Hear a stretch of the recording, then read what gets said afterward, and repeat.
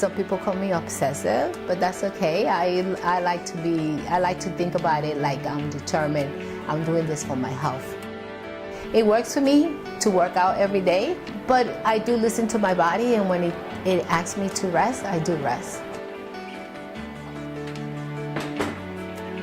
My name is Patti Murillo, and I'm a cervical cancer and obesity survivor. Looking at Casa now, you will see a strong, healthy, confident woman. But a few years ago, her story looked very different.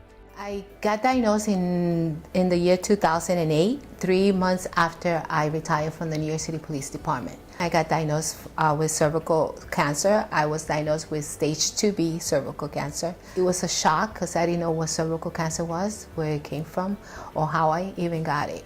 Cervical cancer, cancer of the cervix, used to be the leading cause of death among women, but now the numbers have dropped. But for Latinas, they still have the highest risk of getting the disease and are the third most likely group to die from cervical cancer. Okay, my tumor was too big to be a candidate of a hysterectomy, so my doctor decided to treat me with 35 treatments of radiation, 7 treatments of chemotherapy, and 2 of internal radiation. In May of 2009, Casa was officially cancer-free. And when I heard those words, that was like they gave me a second shot of life. But now she faced a new demon, her weight. I battled and I conquered. I felt entitled to eat whatever I want, as much as I want, and do whatever I want, you know.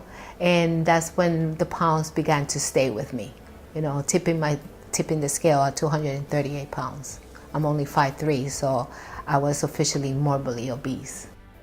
When Patti was diagnosed with type 2 diabetes and developed high cholesterol and high blood pressure, she knew it was time to change her lifestyle. About 10 pounds more. 14 months later, she was down to 125 pounds. Total pounds lost, 113. Now Casa is using her story to inspire others. For 4.5 years, she has been the president of the New York chapter of Tamika and Friends, a nonprofit organization committed to eradicating cervical cancer. Edna Lugo was at a Tamika and Friends event.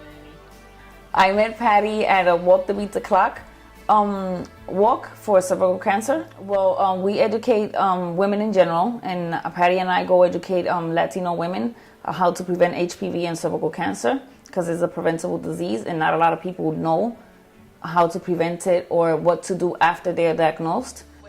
Casa also shares her story all around the city and mentors newly diagnosed cancer patients. She is also a fitness instructor. How to return this. This is my Zumba class. This is Casa's message for others facing similar battles. You know, to fight, and never give up. In the Bronx, I'm Erica Robinson for Voices.